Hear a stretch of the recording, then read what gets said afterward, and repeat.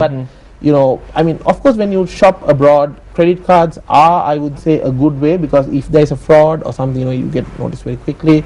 Plus, at the same time, it's safe, right? Somebody steals your wallet, and it's just a matter of calling up the credit card company. It's not like cash. But take one card at a time with you, and it can even apply here, right? Take one card at a time, right? And regularly go through your credit card bills, but that will tell you how much you're spending. Right.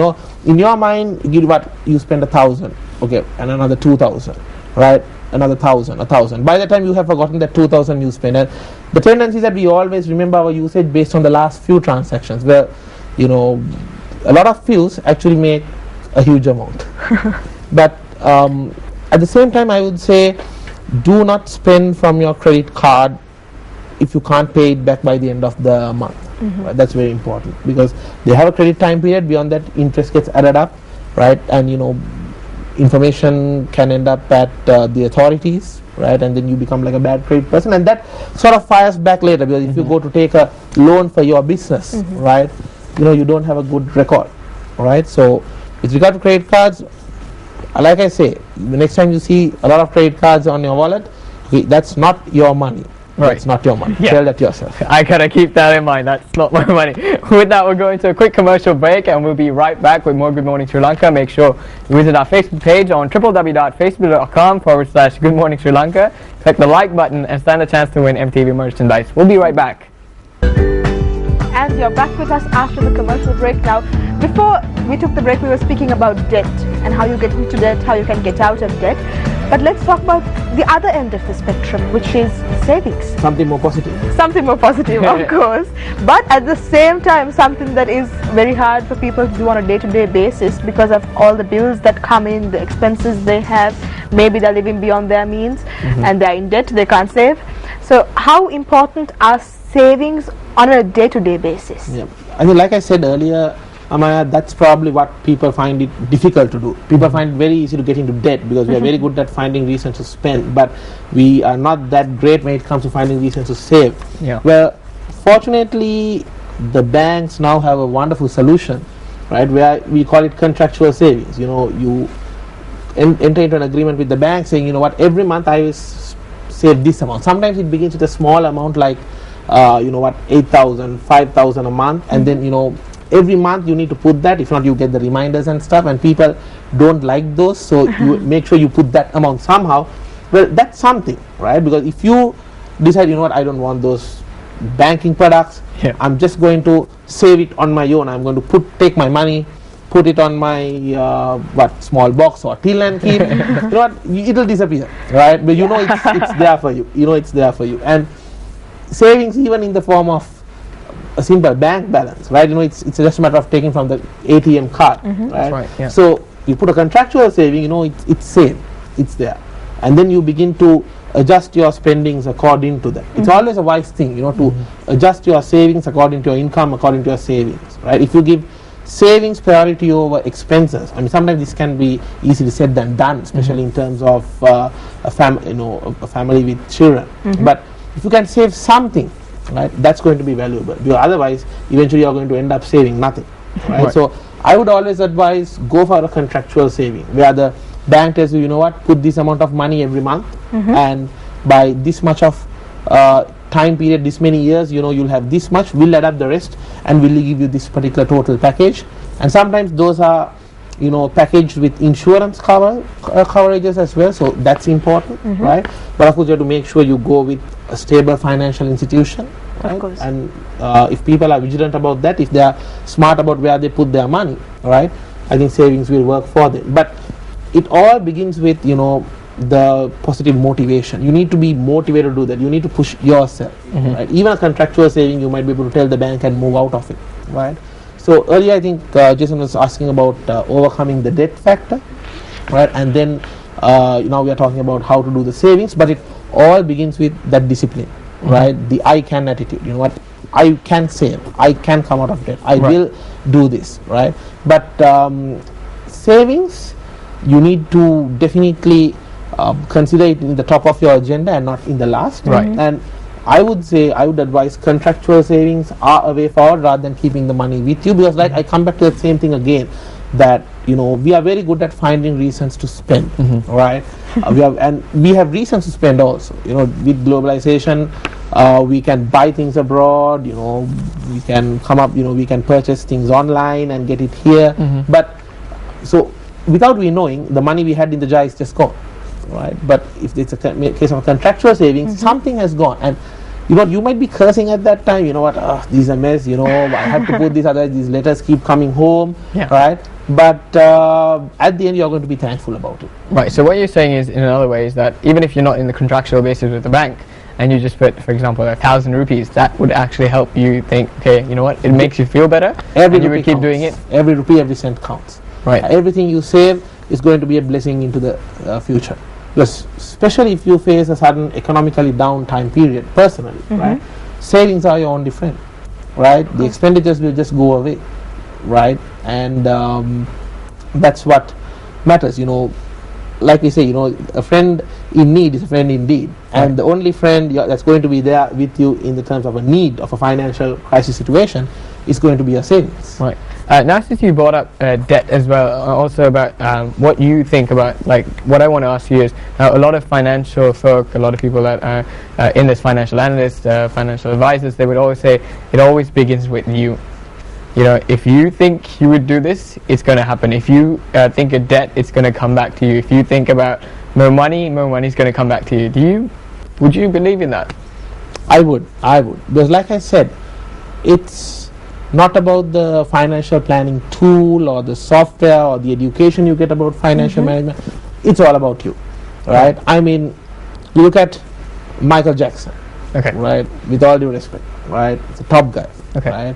And he was a king of music, right? Had everything that any man could imagine, right? Villas, swimming pools, and basketball courts, and everything, right? And what a lot of people in the world actually don't know is that when he died with billions of debt, right? And I did not know that. I did not know that either. Where have I been living? He, in fact, he had a lot of financial advisors, right, from all parts of the world, but the truth is that he actually lived in debt. And a lot of people know about certain name changes that he did a short while before his death, right? All to do with overcoming certain aspects of his debt, right? So it's all about you. If you're disciplined, right, no matter how little money you have, you will still be financially well off. If you're not disciplined, no matter how much money you have, you will never be financially well off. So they are right when they say it's all about you, but especially if you're with a family, right, get them involved, right, plan together, right. Like I said earlier, the husband and wife both are earning fine. Come up with, maybe you have your own accounts but also have a joint account, where some part gets shared there, right. Plan it out together, how you will use that money that you get, right. But I would agree with anybody who says it all depends on you. It's another discipline, right. It's another discipline. No matter how much of a talented sports person you are, right, if you are not disciplined to pursue the daily practices, and that you are never going to make the cut, right. At the same time, applying it here, no matter how much financially well off you are, if you are not in that discipline of keeping your expenses within your income, you'll never be financially successful. So it all begins with you. Like I said earlier, it all begins with the I can attitude, and if you have that I can attitude, I can remain within my financial means, it's absolutely going to be smooth sailing there onwards. Right. Yes, we can. Yes, go out there and be somebody. And also, now you can say let's save and don't stay in debt, but there are some instances when you need credit because there is an emergency. Agreed. And how does having a bad credit history reflect on obtaining these loans that you need in a emergency situation for contingencies? It's everything, right? Because you get the crib, right? And the crib. It's the Credit Investigation Bureau, right? Yes. So they have everything about you. Have you not paid your credit card bills on time? Have you stayed away from loans? Right. And they have all the records, right? So if it comes to a point where you need money for an emergency, and if the crib says, no, we can't actually do this, right? We can't give you. I mean, they are risky to give money. The banks won't give you money, and then you're in big trouble. But at the same time, if you have maintained good relations with the bank, no matter how much of money you took as loans, if you have been paying back, especially for an entrepreneurial family, you know, they need to keep taking loans. You know, if you have your own estate, right, if the weather was bad and, you know, the harvest was not that great, and, you know, you need to pay the salaries and stuff, you know, you need to take that bank OD, and, you know, sometimes ODs go into millions, right? But if you've been paying it back to the best of your abilities, if you have been, you know, paying things on time to the bank, they have no problem in giving you further such facilities. So if you have been maintaining a good rapport with the bank in terms of your debt, you know, for the bank it's not about, you know, how well dressed you are when you go for the bank, or whether you invite the bank manager for a you know, lunch or dinner at home or meet or something. No, not at all. It's about how much of a good customer are you financially.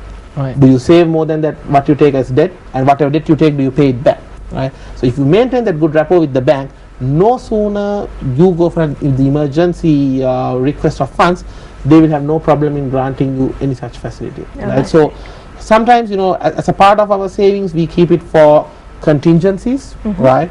But sometimes, you know, disaster strikes, and where, you know, it's in the contingencies in the scale which you never imagined before, right? So at a point like that, it's very important that you have that good financial history, that you have done your planning properly earlier, and you haven't gone into unnecessary debt.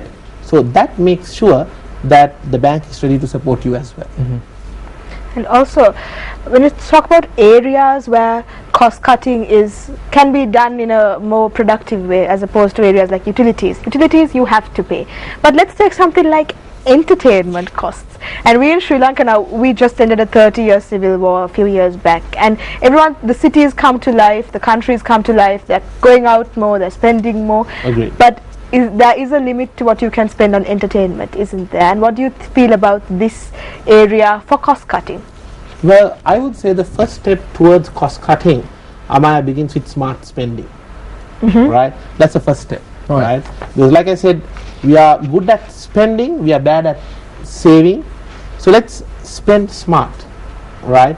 So entertainment, fine. Imagine you are going on a trip, like I said earlier, right? If you are regularly going for your lodging, pick a hotel group or a hotel chain that gives the loyalty or the membership points, so that, you know, it's not a matter of, let's say you are going, sometimes you get families, you know, they go on a trip.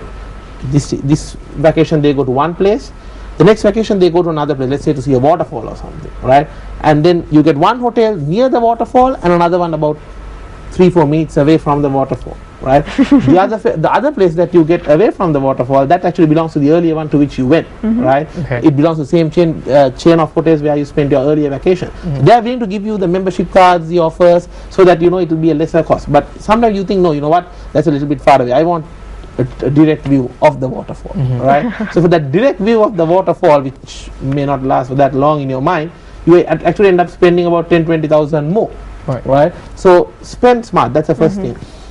Second thing is, there's a lot more entertainment opportunities that are now reachable, especially among the young people, right? And the danger is that, you know, sometimes they end up spending either their own money that they got from the business, or it can be even what their, you know, their parents' allowances. And believe me, you know, sometimes rich kids they get very big allowances, right?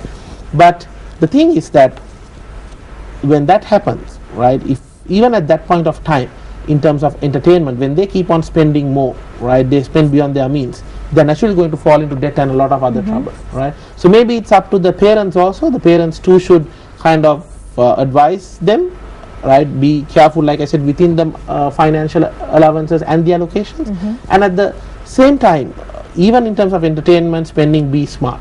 You know, tell yourself, can I actually afford this every weekend clubbing?